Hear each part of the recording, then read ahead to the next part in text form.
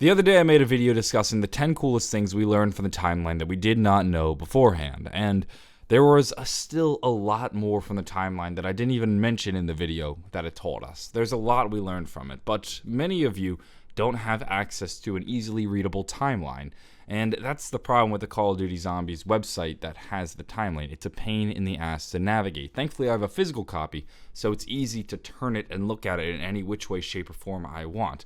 Unfortunately, that information is just not as easily available to the public, so I thought I would go through and share another 10 amazing things we did not know until the timeline was released. Before we begin, there's something I quickly would like to mention.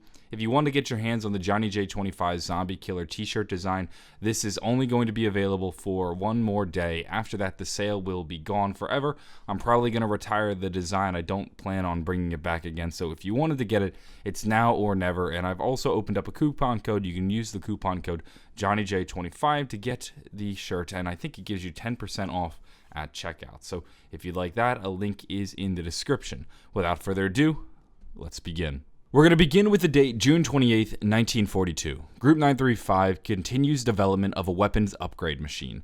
This one is pretty interesting because there's been a bit of debate surrounding the Pack-a-Punch. That, of course, is most likely what the weapons upgrade machine refers to.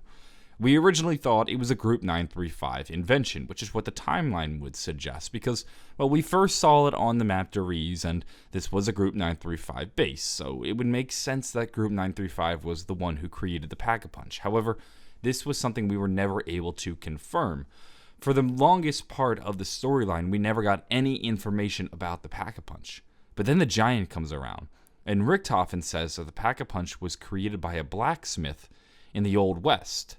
So the Old West is not Group 935. Group 935 has never had a base, at least in the Old West. And when people think the Old West, they think Buried. So maybe somebody from the town of Buried had actually created the Pack-a-Punch machine. And that was probably the leading theory through most of Black Ops 3, because that's what Richtofen had said. Richtofen even said, "I hope to meet him one day," which kind of foreshadowed that maybe we'd be running into this blacksmith who invented the Pack-a-Punch machine. But here we have the timeline explicitly stating that it was invented June 28th, 1942 by Group 935. So I'm not sure what Richtofen was talking about when he said a blacksmith, but maybe a blacksmith did work for Group 935 and we just never met him. This is the weird part. Why did Richtofen say that if the timeline would say otherwise? We then have a date, May 12th, 2027. Samuel J. Stuhlinger joins the Flesh. Now, we had a suspicion that Stuhlinger was in the Flesh, but this was another one of those things we could never confirm. We do have a photo of Stuhlinger eating the flesh, but this doesn't mean that he's in the Flesh. We knew that the Flesh, of course, was a group of people who decided that because the zombies consume us, we must consume the zombies. And we didn't know much about them, who was in their group, who were some of the leaders, but now we know that Samuel Stuhlinger was actually a member of the Flesh, and this is why he started to eat the zombie flesh. The next date I have for you is December 8th, 1942. Richtofen shares the Element 115 base elixirs with Griffin Station. They develop Mule Kick. A number of the perks don't really have much of an origin or an explanation. Mule Kick was a tricky one in particular because a number of us had originally thought that the Americans were the ones who invented Mule Kick. It had seemed as though the Americans had taken over or commandeered Griffin Station, but as we learn, that's most likely not the case, and it was always Group 935 who occupied Griffin Station, and now the timeline confirms that it was Group 935 who invented the perk elixirs, and it was that, well, they didn't invent all of them, but they were the ones who first invented them, and then Richtofen shared this with the rest of the Group 935 effectors at Griffin Station, and then they invented Mule Kick, and this thought that Dr. Monty was the one who invented the perks is false. We have for you next, July 4th, 1941. Richtofen returns to the lab under Alcatraz where he meets Victus. Arriving from the empty Earth with the Chronorium, upon reading the Chronorium, Richtofen discovers numerous timelines documenting their fates and learns about the blood vials. He would later write on the page, "I know what I must do," Edward Richtofen. Richtofen enters a rift to acquire the blood of Sal and Finn. After delivering the blood to his younger self and recovering the blood vials belonging to Victus, he returns. Victus is placed on ice to be kept safe until they are needed next. This is a dense paragraph. There is so much going on here. So first off, There's Richtofen's lab in Alcatraz, which we didn't learn about until the timeline. There's also where Richtofen found the Chronorium, the empty Earth, which we had a rough idea from the comic books but didn't fully grasp. We also find out where some of the other characters' blood comes from, such as Sal and Finn. We had no idea where the Sal and Finn blood came from. We knew Richtofen gave them to himself, but we didn't know where that original Richtofen who first got the blood actually received the blood from. But now we learn he, while in Alcatraz, went through a rift that allowed him to collect Sal and Finn's blood. And then we also find out Victus is placed on ice and that they are going to have their blood samples collected. There is just so much in this freaking paragraph. This paragraph is dense as fuck. Next, we have November 6, 1963, 5. In the Pentagon, John F. Kennedy, Richard Nixon, Robert McNamara meet with Fidel Castro for the aftermath of the Cuban Missile Crisis.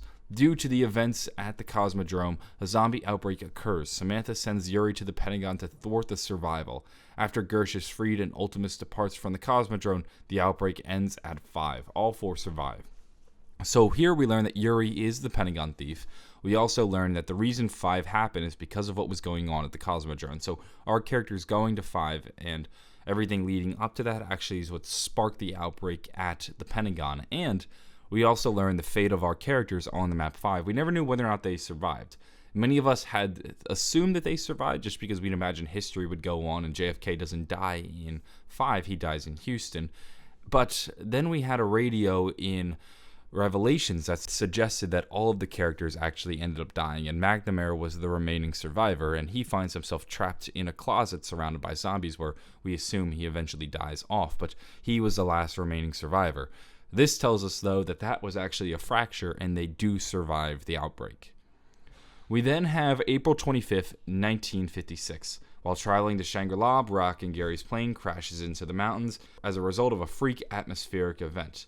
Another side effect of the temporal risk created by Primus while traveling to Gorod Krovi. So this actually gave us a bit of a better understanding of a cipher in Zetsubo no Shima. We have this cipher that, when solved, reads, "Urgent telegram. We have just received word that the private plane carrying the expedition crew encountered a freak atmospheric event which caused it to crash, killing all on board, including the famous explorers Brock and Gary. This comes weeks after the owner announcement flight about the location of Shangri-La." So this was very weird. We didn't know where this came from. This appears to be a fracture, and we have now this bit of the timeline that we learned that this freak atmospheric event was actually caused by Primus and their many journeys. Remember how Monty keeps saying that we keep breaking the universe and we keep causing fractures? These are the kinds of things that are happening. This is what Monty is talking about, freak atmospheric events that actually kill people in other universes, such as Brock and Gary. The next one I have for you is November 19th, 1963. In an effort to avoid the undead outbreak, the U.S. government creates Broken Arrow program, establishing several facilities across the country. The Groom Lake program is folded into Broken Arrow. So we learn that Groom Lake, the area that we play on the map Moon, is actually a Broken Arrow facility, which is weird because there isn't actually any Broken Arrow symbolism in the map. And we also now learn how Broken Arrow was formed. We never knew how Broken Arrow was formed. They were just a group that was thrown at us. We really knew very little about them. Keeping with the theme of Broken Arrow, I have for you April 10th, 2025. Broken Arrow creates the Denizens. I had made a number of theories about where the Denizens came from, one of which that it was one of their sort of bios, one of their mutants that they had created, and this appears to be correct. Broken Arrow did create the Denizens, but before that, this was just a theory. This was something we had really no idea about. But now we can say for certain Broken Arrow were the ones who created the Denizens. And because they had a facility over in the Green Run area, this makes sense why they were there. They must have been created there and then broke out following the aftermath of everything. I now have for you Richtofen meets with Stanley Ferguson and convinces him to assist with the Illuminati's construction of the Alcatraz lab, April 18th, 1940. This gives us a better idea of what was going on with Stanley Ferguson. Stanley Ferguson was this character that was just a write-off. He was kind of at the intro of Mob of the Dead, and then he was also at the end of the Easter egg, sort of retelling the events of what had happened. But now we see he actually plays a greater role in the zombie storyline. He's the one that helps Richtofen build the lab under Mob of the Dead. And we also see how the Illuminati plays into things. I guess they assisted Richtofen with building the lab. The final date I have for you is September 20th, 1318. Temporal rifts teleport Arthur to Resolution 1295 in 2025 Angola.